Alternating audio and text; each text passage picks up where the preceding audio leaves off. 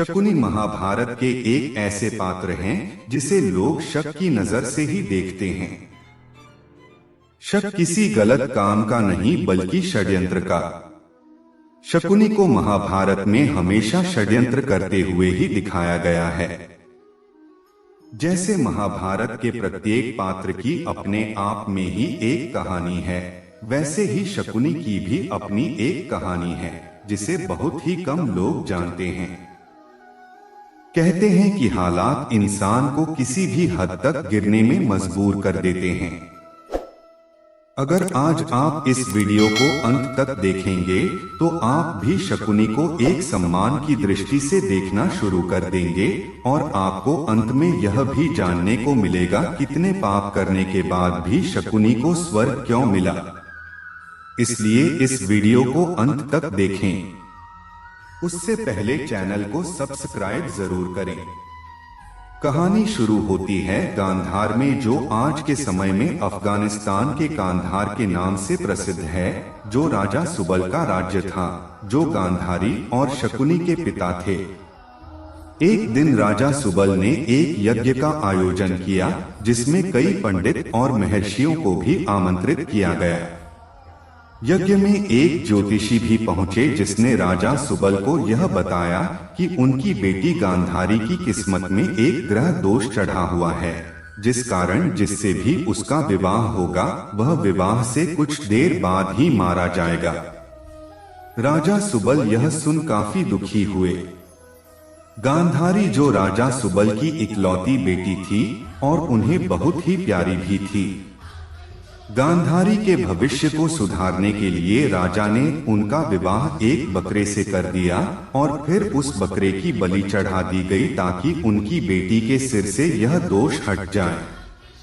अब गांधारी के सिर से यह दोष तो हट गया था, कम से कम उनके परिवार वालों को तो यही लगा था। कुछ समय बाद गांधारी का विवाह हस्तिनापुर के महाराज धृतराष्ट्र से हुआ, जो राजा पांडु के अंधे भाई थे। गांधारी जो गांधार में अपनी सुंदरता के लिए जानी जाती थी, खास तौर पर उनकी सुंदर आंखों के लिए गांधारी ने उसे अंधकार में धकेल दिया था जिसमें धृतराष्ट्र जी रहा था। इस बात से शकुनी बिल्कुल भी खुश नहीं था। सब कुछ ठीक रहता अगर धृतराष्ट्र को गांधारी के पहले विवाह के बारे में नहीं पता चलता। वह दिन आ गया जब धृतराष्ट्र को अपनी पत्नी गांधारी के पहले विवाह के बारे में पता चला। उसे ऐसा लगा कि उसके साथ विश्वासघात हुआ है। वह अपराजित अजय हस्तिनापुर का महाराज था। आखिर उसे कोई कैसे मूर्ख बना गया। वह इसे बर्दाश्त नहीं कर सका। राजा सुबल और उसके पूरे परिवार को काल कोठरी में डाल दिया और उन सभी को यह सजा दी गई कि उनके पूरे 100 सदस्यों के परिवार को दिन में केवल एक बार एक मुट्ठी अन्न खाने को ही दिया जाए।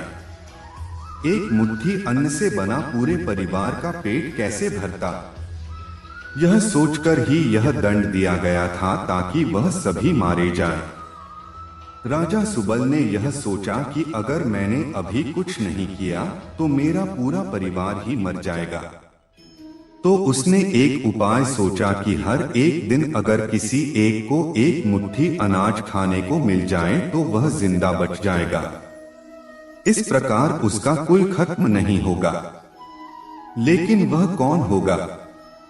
खुद राजा सुबल, उनका बड़ा बेटा या अन्य कोई? औरतों ने अपने बेटों की परीक्षा लेने के लिए सोचा, यह जानने के लिए कि उनमें से सबसे ज्यादा बुद्धिमान कौन है और जो अपने पूरे परिवार का बदला ले सके, क्योंकि वह जानता था कि उसका समय अब आ गया है। सुबल ने कुछ सोचा और एक हड्डी ली और हड्डी में से एक धागा डालने को अपने पूरे परिवार के सदस्य को कहा।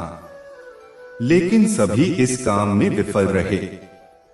लेकिन शकुनी ने धागे की एक तरफ अन्य बांधा, दूसरी ओर से चींटी को अंडे के पीछा करते चींटी एक से दूसरी ओर चली गई और जेडी के साथ ही धागा भी हड्डी के एक तरफ से दूसरी तरफ चला गया।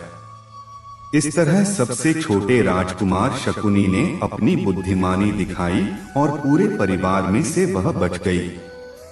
उसने एक एक करके अपने सारे भाइयों को मरते हुए देखा और अंत में अपने पिता को। राजा सुबह जब अपने अंतिम समय गिन रहे थे तो उन्होंने धृतराष्ट्र से शकुनी को आजाद कराने की विनती की और जीतराज ने शकुनी को आजाद करा दिया और इसके बाद यह धृतराष्ट्र की सबसे बड़ी गलती कहलाई। शकुनी द्वारा ही महाभारत के युद्ध में कौरवों को धकेला गया। शकुनी ने वह किया जिसके लिए उसे जिंदा रखा गया था, अपने वंश के विनाश का बदला लेने के लिए, और अंत में पांडवों द्वारा धृतराष्ट्र के एक भी पुत्र को नहीं बख्शा गया। शकुनी को कोई भी एक अच्छे इंसान के रूप में नहीं देखता, पर यह कहा जाता है कि शकुनी को अंत में स्वर्ग नसीब हुआ था, क्योंकि शकुनी ने अपने मकसद को पूरा करने के लिए अपनी जान भी दे दी थी और जो कुछ भी उसने किया वह अपने परिवार और गांधारी के साथ हुए अन्याय के चलते किया। यह ही नहीं बल्कि एक पूरा मंदिर शकुनी के सम्मान में बनाया गया था केरल में। तो दोस्तों यह था आज का वीडियो। उम्मीद है कि आपको वीडियो पसंद आया होगा और ऐसे ही वीडियो का आनंद उठाने के लिए हमारे चैनल को सब्सक्राइब जरूर करें और साथ ही साथ नोटिफिकेशन डालकर प्रेस कर दें ताकि भविष्य में मैं जब भी वीडियो डालूं वह आप तक पहुंच सके।